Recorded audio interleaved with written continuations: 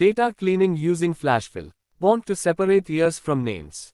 To insert a new column, select the entire column through the column header, then press Ctrl and plus, and then enter the column heading is year here.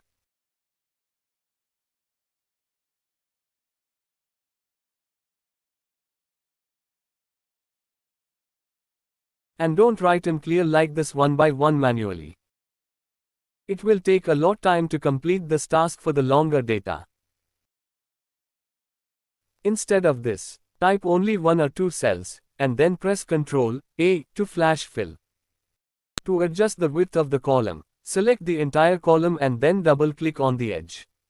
Remove years from names, select the range, and press Ctrl H to open Find and Replace.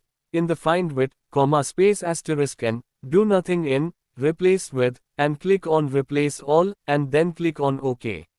Now data has been separated from names. Thanks for watching. Subscribe for more videos.